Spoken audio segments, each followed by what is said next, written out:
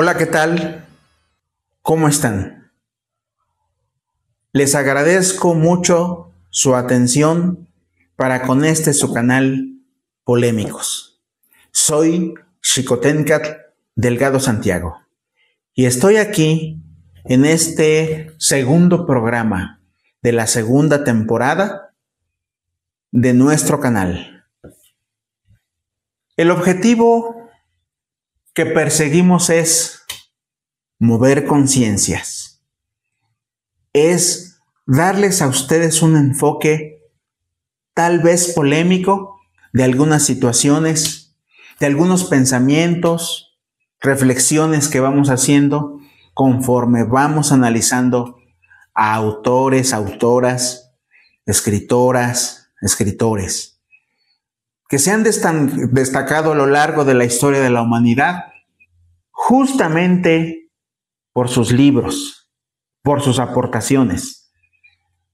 En la primera temporada hicimos planteamientos respecto de la literatura, que tiene un enfoque eminentemente lúdico, es decir, de diversión, de relajación y también de aprendizaje.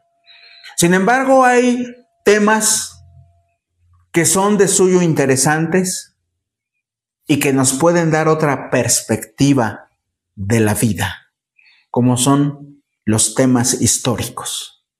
A los que amamos la literatura y que regularmente amamos la historia y que ello nos ha conducido al conocimiento de muchos autores, de muchos historiadores, es la inquietud que hoy les presento en este segundo programa de la segunda temporada, esperando que la charla que sostuvimos en el anterior programa, el número 1, haya sido de su agrado.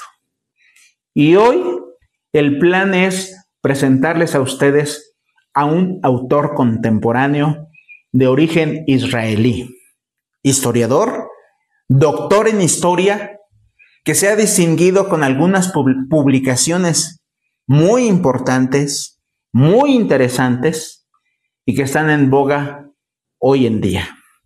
Les presento a ustedes a Yuval Noah Harari con este libro que prácticamente puede sacudir una mente, una conciencia. Con el título nos está diciendo mucho, De animales a dioses, en el que hace una profunda reflexión acerca de la evolución de la humanidad, acerca de la evolución del hombre y de la mujer desde ¿hace qué tiempo? Tratemos de visualizar, tratemos de sacar en números o en una dimensión sola 2.5 millones de años, que es el tiempo en el que el hombre y la mujer hollaron el suelo de este planeta. Es mucho tiempo. Y en todo este tiempo, la evolución ha sido extraordinaria, porque no pensemos de ninguna manera que solo una especie ha dominado, que es la que hoy domina en el mundo, Homo sapiens, que ostentosamente se llamó así, traducido para que conozcamos qué significa Homo sapiens, hombre sabio. Ostentosamente, porque hay muchas escenas y episodios de la historia de la humanidad que desmienten al hombre sabio. Por lo tanto, analicemos cómo antes del Homo sapiens aparecieron los neandertales, que no estaban tan desarrollados como Homo sapiens. Eso sí, eran más fuertes, eran más resistentes al frío. Y desde hace 500,000 años también estuvieron en este planeta. Hace 200,000 años apareció Homo sapiens. Y hace 100,000 años Homo sapiens se convirtió en el amo y señor del mundo. ¿Cómo pudo lograr este desarrollo? A través de la evolución de muchas de sus características. Este libro conecta en ese análisis que hace de manera extraordinaria nuestro autor 3 revoluciones. La revolución agrícola, pero que fue posterior a la revolución cognitiva que sufrió o experimentó Homo sapiens. Y en la parte final, la tercera revolución fue la científica. Cuando nuestro autor hace todo ese análisis, nos presenta cómo diferentes especies vivieron a la par. Porque no es que primero haya surgido una y luego otra y luego otra, sino que surgieron a la par. Desde el Homo erectus, que fue el primero que pudo caminar erguido y que vivió 2 millones de años. Dimensionemos esa cantidad de años. Son muchísimos años. Después vinieron los neandertales y por último Homo sapiens, que convivió por mucho tiempo con los neandertales hasta que estos últimos desaparecieron. Y entonces Homo sapiens se convirtió prácticamente en la especie dominante del planeta. ¿Por qué y cómo lo pudo lograr? Precisamente por el desarrollo de su cerebro, que era mucho más grande que el de muchas otras especies. El desarrollo de la socialización, porque entendió, a diferencia de muchos animales que tienen a sus bebés y estos casi son independientes de manera automática, un bebé humano no, todos lo sabemos. Un bebé humano necesita muchos cuidados hasta cierta edad. Bueno, cuando Homo sapiens entendió esto, entonces vinieron nuevas formas, nuevas costumbres de cooperación entre mujeres y hombres y entre ellos mismos para poder tener hijos y que estos se desarrollaran. Vino también ese proceso en el que aprendió perfectamente 2 tareas.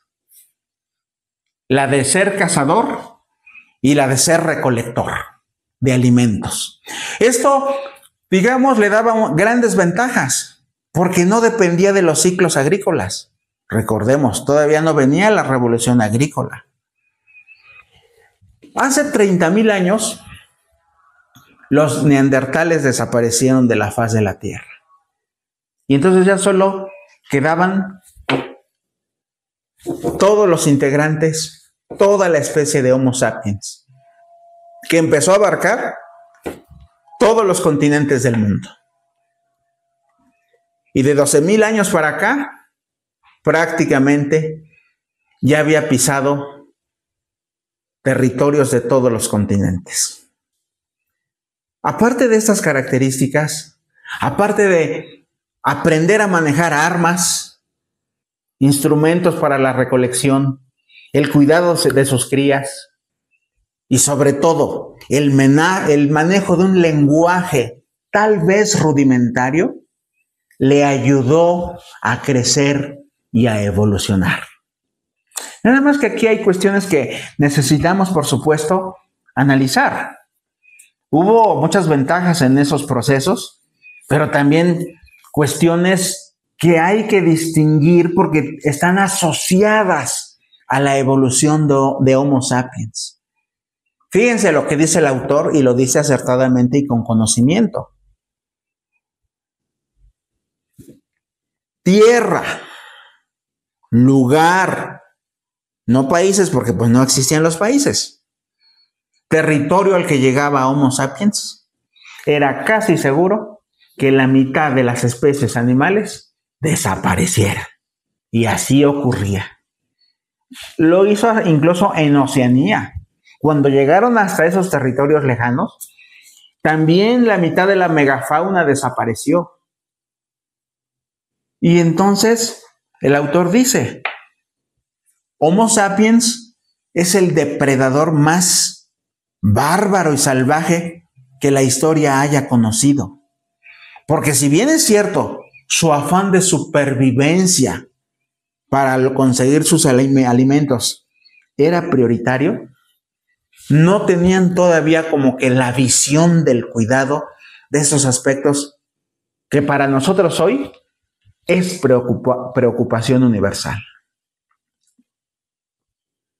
Y entonces, bueno, en todos estos aspectos, ¿qué es lo que realmente ocurría? Vinieron procesos en los que Homo sapiens se empezó a reagrupar. Es cuando vino de 5,000 años para acá la revolución agrícola. Y entonces ahí cambió un poquito, bueno, yo creo que bastante, la historia. Porque entonces ahí los pueblos que se dedicaban a los cultivos eran justamente los que tenían que trabajar la tierra, que labrar, que distinguirse en este aspecto, y esto trajo otros problemas, lo que el autor llama el gran fraude de la historia. Porque no por el hecho de que ya pudieran cultivar sus propios alimentos, ya habían resuelto para siempre todos sus problemas. No, porque esto trajo otros desafíos. Ejemplo, la explosión demográfica. Y obviamente las clases consentidas. Ahí aparecieron cotos de poder, el control de los pobladores y el decir, bueno, los que van a cultivar la tierra son aquellos de las clases más bajas. Y los que iban a vivir en los centros urbanos que poco a poco empezaron a construirse, era la clase dominante. Ahí empezaron a surgir cuestiones que realmente la humanidad ha hecho, no para bien, sino para mal. Un ejemplo de ello es cuando apareció la esclavitud. ¿Cómo por qué habría de generarse esto así? Porque no faltó alguien de esos Homo sapiens que pensara en la riqueza, en una vida cómoda, a través de la esclavitud de otros seres humanos. Por eso les decía, y el autor lo plantea, la revolución agrícola fue un fraude, porque trajo aparejados otros fenómenos sociales que se convirtieron en un mentiz al nombre ostentoso de Homo sapiens. Bueno, cuando viene este proceso y entonces empiezan a construirse pirámides, dice el autor, pues empiezan a construirse ciudades, hacinamientos de poblaciones, y obviamente había que cubrir necesidades a través de la explotación de los campesinos en los campos. Así que este gran fraude de la historia sirvió para que emergieran fenómenos muy desfavorables para la humanidad, como lo fue la esclavitud. Y aquí es donde viene algo polémico. Lo planteo tal cual con esta palabra. ¿Por qué polémico? Porque el autor empieza a hablar de los primeros mitos que surgieron en esa historia.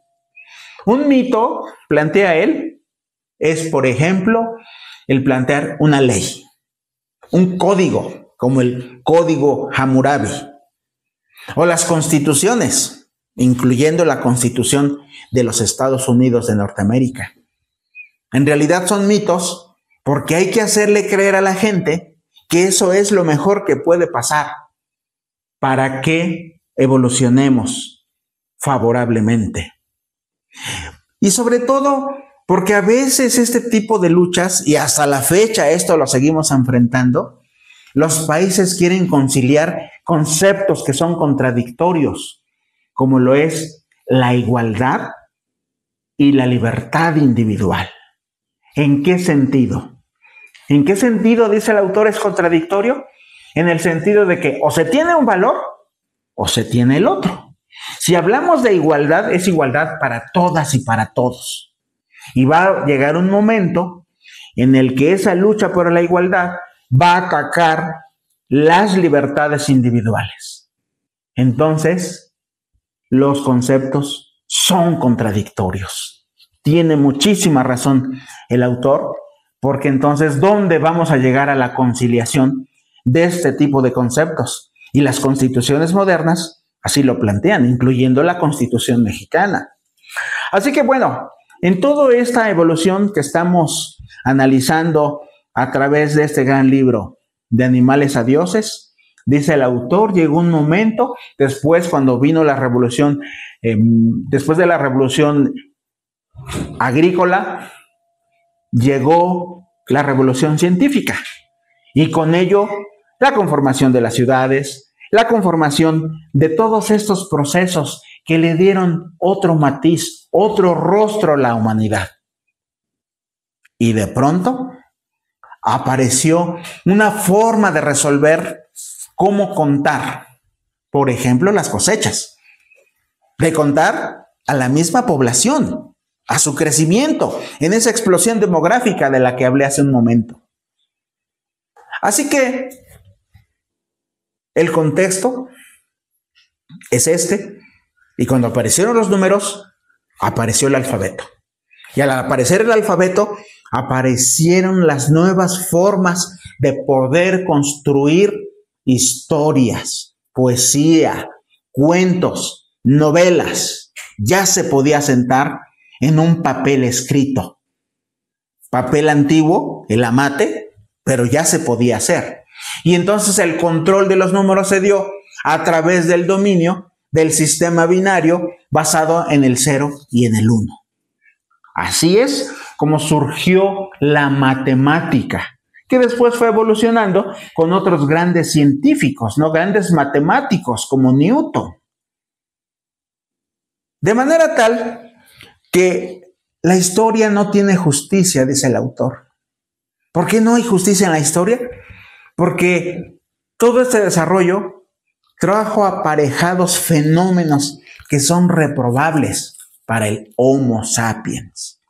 Un ejemplo de ello es la aparición de la esclavitud, un fenómeno inconcebible en la historia de la humanidad.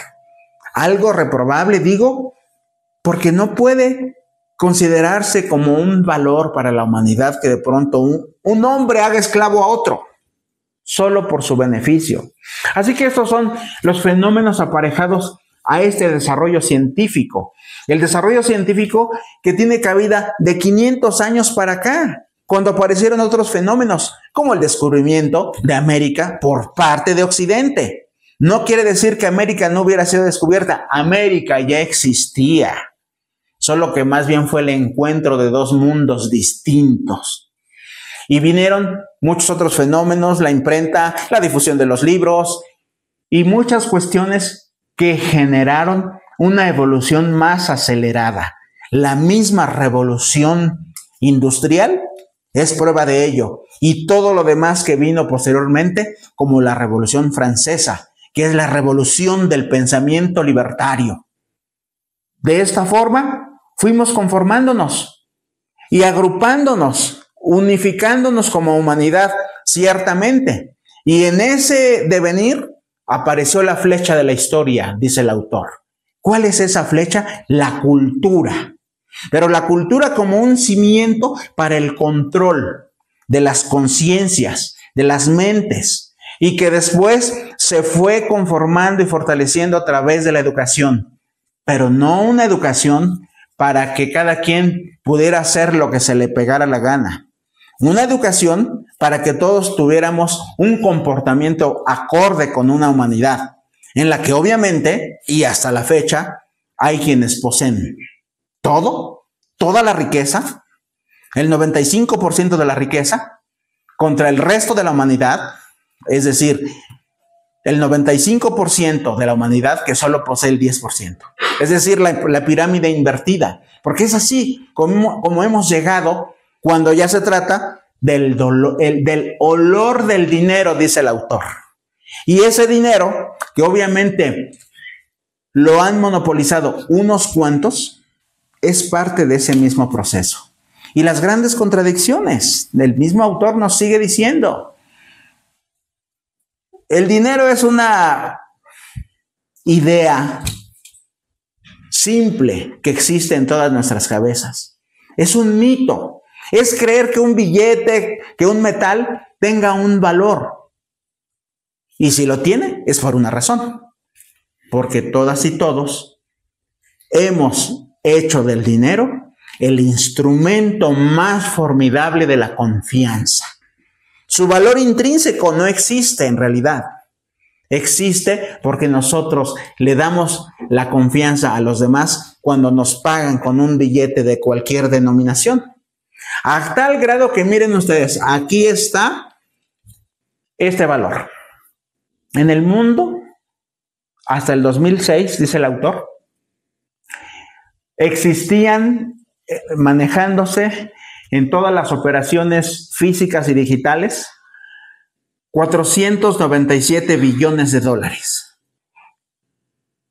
Y el circulante es solamente de 47 billones de dólares, es decir, el 10%. ¿Qué pasa con los otros 400 billones de dólares?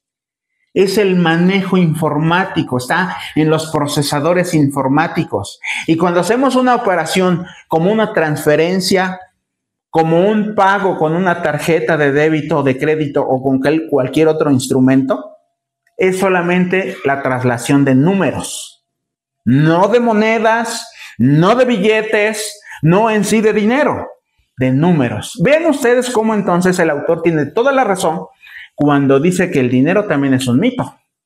Solo se trasladan números. Eso es lo que hacen las entidades bancarias en realidad, porque el circulante es muy poco.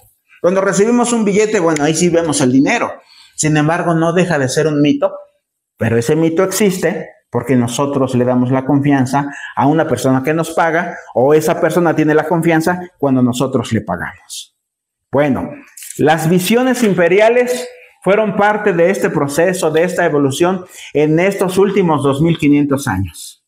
Gran parte de la humanidad ha vivido bajo la égida de un imperio. Y hoy, muchos países del mundo hablamos idiomas imperiales. Trátese del inglés, del español, del portugués o del árabe. Esa es parte de la herencia que nosotros traemos en este proceso de Homo sapiens. Y llegamos a aspectos que a lo mejor, bueno, no a lo mejor, en realidad son polémicos, como la religión. La religión que llega a veces a grados también contradictorios cuando aparece el sincretismo. El sincretismo que nos hace creer en un Dios único. Y sin embargo también creemos en hechiceros. Ya lo veremos cuando analicemos el libro El Mundo y sus Demonios, que nos da ese enfoque extraordinario de creencias. Pero bueno, estamos en la primera parte del siglo XXI. Y en este proceso, de acuerdo con el autor, con un enfoque histórico, tenemos que preguntarnos hacia dónde vamos. ¿Hemos resuelto ya todas las peores crisis o vamos hacia una aún más fuerte y profunda? ¿Será China, así como estamos viendo que está despegando, la primera potencia del mundo en breve tiempo, en pocos años? ¿Perderán los Estados Unidos de Norteamérica el monopolio que hoy ostenta? ¿Qué pasará con los fundamentalismos de Medio Oriente? ¿Estamos encaminados a un desastre ecológico como lo estamos visualizando? ¿O al paraíso de la tecnología? ¿Qué está pasando y qué va a pasar? Esas son preguntas que vale la pena plantearse, dice el autor, porque la historia nos va a dar muchas respuestas, como evidencias de lo que nosotros queremos, como raza humana, como Homo sapiens, avanzar para llegar a ese lugar que será parte del análisis de la segunda parte, de animales a dioses. ¿De verdad llegaremos a esa categoría? Es parte del análisis del siguiente programa que aborda este extraordinario libro que mucho les recomiendo leer. Si te gustó, regálame un like. Suscríbete, comparte este canal con tus amistades. Ayúdame, queremos seguir difundiendo. Vienen cosas, análisis, autores, pensadores importantes y destacados que mucho han contribuido para el desarrollo de la humanidad y estoy seguro que seguirán compartiendo en todas las esferas del desarrollo humano, que es extraordinario, que no tiene límites y que queremos seguir compartiendo porque es algo que nosotros aprendemos. Seguiremos aprendiendo todos los días. Muchísimas gracias. Y si hay algún tema que quisieras que abordáramos, por favor, anótalo ahí en los comentarios. Nos vemos a la próxima. Gracias.